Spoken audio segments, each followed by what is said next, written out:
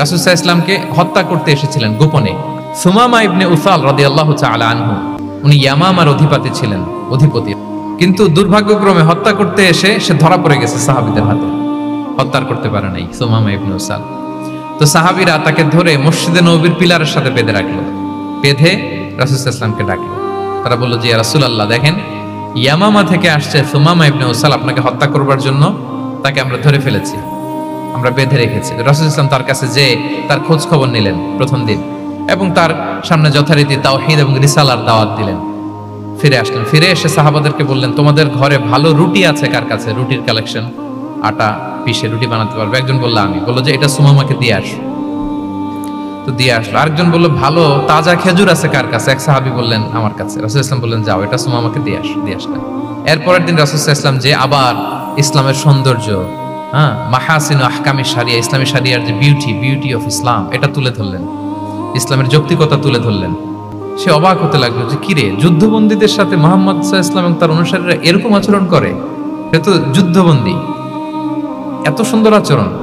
তাকে আবার ইসলামের সুশীতল বাণীগুলোর প্রতি আহ্বান করে রাসূল সাল্লাল্লাহু আলাইহি ওয়াসাল্লাম বাড়িতে এসে এবার নিজের যে উট আছে, উটকে যে পালে, সে রাখালকে বলল তুমি উটের দুধ দহন করে তাকে কিছু দুধ দিয়ে আসো। সুবহানাল্লাহ। আসছিল রাসূল সাল্লাল্লাহু আলাইহি ওয়াসাল্লামকে কি করতে? হত্যা করতে। তো তাকে ওটের গরম দুধ দিয়ে আসা হলো, সে পেট ভরে খেলো। তৃতীয় দিন এবার রাসূল সাল্লাল্লাহু আলাইহি ওয়াসাল্লাম যে ইসলামের যে ভবিষ্যৎ, ইসলাম মানলে যে জান্নাতে থাকা যাবে, এগুলো সব বললেন এবং তাকে আরো অনেক মেহমানদারি করলেন, আপ্যায়ন করলেন। 3 দিন যখন রাসূল সাল্লাল্লাহু আলাইহি ওয়াসাল্লাম ইসলামকে তার সামনে এভাবে প্রেজেন্ট করলেন, আপ্যায়ন করলেন, ভালো আচরণ দেখালেন, সে অবাক হয়ে গেল। আল্লাহ তাআলা তার হৃদয়টাকে নূর দিয়ে আলোকিত করে দিলেন। 3 দিন পর রাসূল সাল্লাল্লাহু আলাইহি ওয়াসাল্লাম সাহাবীদেরকে ডেকে বললেন, যাও সুমামা ইবনে উসালের হাত পা গুলো যে রশি দিয়ে বেঁধে রেখেছো ছেড়ে দাও, রশিগুলো খুলে দাও। সাহাবারা বলেন কি ইয়া রাসূলুল্লাহ, সে তো খুনি, সে সুযোগ পেলেই তো অ্যাসাসিনেট করতো, তার হাতের রশি খুলে দিতে আপনাকে মেরে ফেলবে।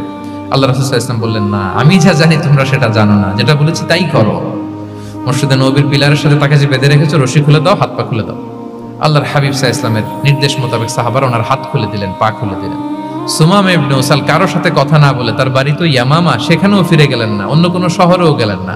তিনি মদিনা থেকে অনতি দূরে একটা খেজুরের বাগান আছে, ওখানে কুয়া আছে, উনি যে ওই কুয়ার পানি দিয়ে গোসল করলেন। গোসল করে পবিত্র হয়ে মসজিদে নববীতে রাসূল সাল্লাল্লাহু আলাইহি ওয়াসাল্লামের কাছে ফিরে আসলেন, আর এসেই ঘোষণা দিলেন, আশহাদু আল্লা ইলাহা ইল্লাল্লাহ ওয়া আশহাদু আন্না মুহাম্মাদার রাসূলুল্লাহ। সুবহানাল্লাহ, সুবহানাল্লাহ। তিনি বললেন যে আমি সাক্ষ্য দিচ্ছি আল্লাহ ছাড়া কোনো ইলাহ নেই, আরো সাক্ষ্য দিচ্ছি যে মুহাম্মদ আপনি আল্লাহর প্রেরিত বান্দা এবং রাসূল। সুবহানাল্লাহ পড়বেন না সবাই? এবার তিনি বললেন, মুহাম্মদ, আপনার চেহারার চাইতে অপছন্দের চেহারা পৃথিবীতে আর দ্বিতীয়টা আমার কাছে ছিল না, কিন্তু আজকের পর থেকে আপনার চেয়ে প্রিয় চেহারা, আপনার চেহারার চেয়ে প্রিয় কোনো চেহারা আমার কাছে আর নাই।